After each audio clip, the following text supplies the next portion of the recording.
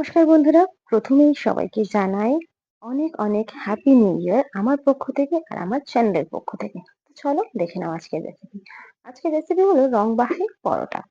এর জন্য লাগবে ময়দা, এছাড়াও এতে লাগছে সর্ষের তেল। তোমরা চাইলে এটা সাদা তেল দিয়ে করতে পারো।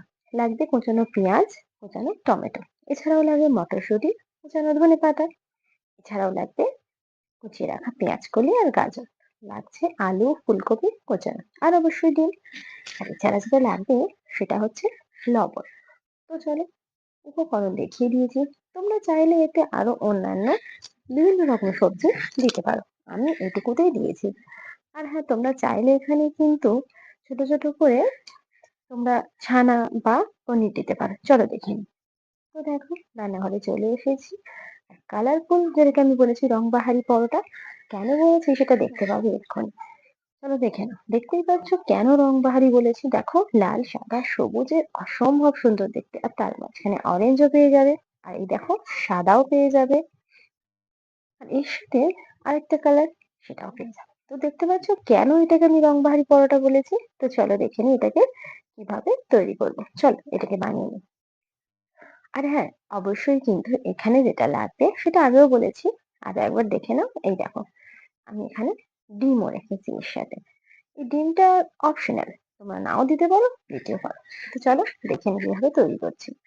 তো দেখো, আমি এখানে প্রায় 500 গ্রাম মতো ময়দা নিয়েছি। তোমরা তোমাদের পরিমাণ মতো ময়দা নিও। তো এই ময়দার মধ্যে চলো এবার এই সবজিগুলোকে দিয়ে রেডি করে নিই।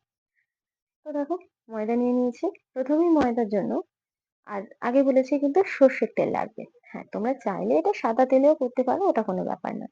তো ময়দা রেডি। তো ময়দার মধ্যে প্রথমেই দিয়ে দেবো আমরা লবণ। হ্যাঁ, পরিমাণ মতো লবণ দিয়ে দিও।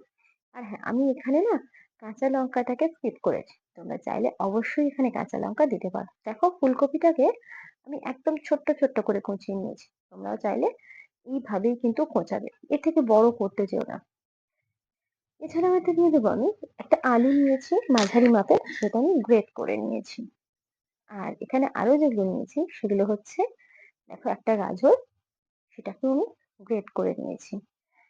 তোমাদের বলি, আমাদের ফোনের মানে ক্যামেরাটা একটু প্রবলেম হয়, এই জন্য দেখো মাঝে মধ্যে লাইটটা একটু আপ ডাউন করছে। তো প্লিজ এটা নিয়ে তোমরা রাগ করো না।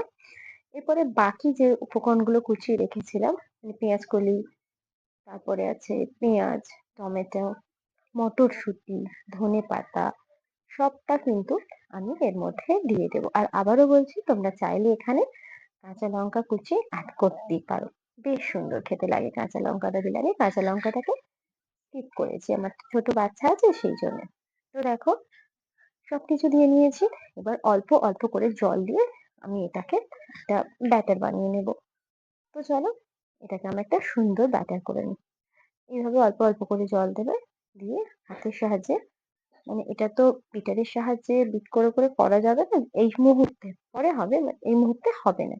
তো আমার ওখানটা একটু অসুবিধে হচ্ছিল বলে, দেখতেই পাচ্ছ গামলিটা সবজি দেওয়ার কারণে পুরো ভর্তি হয়ে গিয়েছে, তাই আমি একটু নিচটায় নামিয়ে নিয়েছি। এতে করে আমার মিশিয়ে নিতে সুবিধে হবে। দেখো, আমি অল্প অল্প করে জল দিয়ে মিশিয়ে নিচ্ছি এটাকে। দেখো, আমার মেশানো কমপ্লিট। ঠিক এরকম একটা ঘনত্ব আসবে। এই ঘনত্ব তৈরি করে নেবে। আর হ্যাঁ, যেহেতু ময়দা, তোমরা চাইলে কিন্তু এর থেকে আরো একটু যদি পাতলা করতে চাও, অসুবিধা নেই।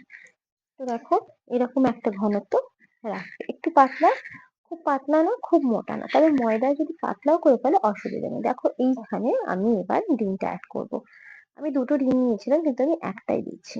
তোমরা চাইলে এখানে দুটো বা তিনটেও দিতে পারো, খারাপ লাগবে না, কিন্তু আমি একটাই দিলাম।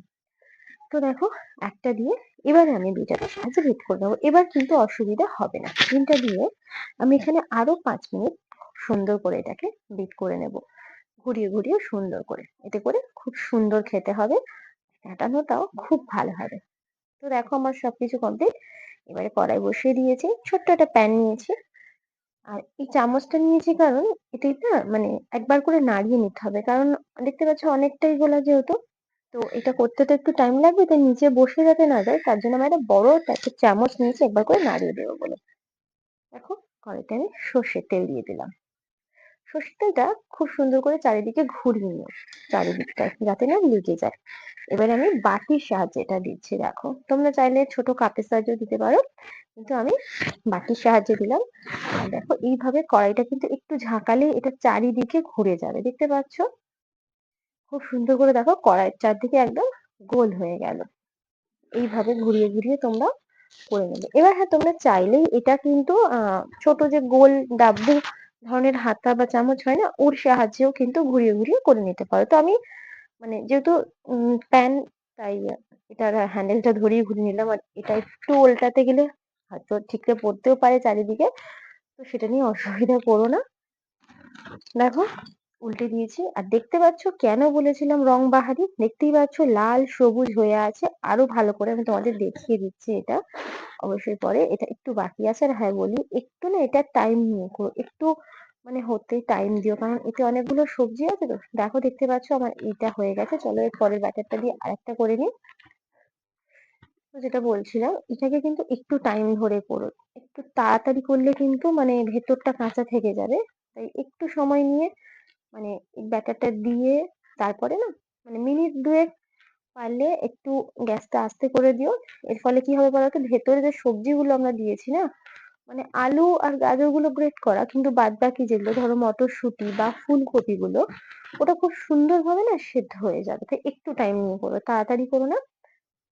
দেখো আমি আরো যেটা একটা দিয়েছি সেটাও ঘুরিয়ে নিয়েছি, আর সেটাও আমার হয়ে গিয়েছে।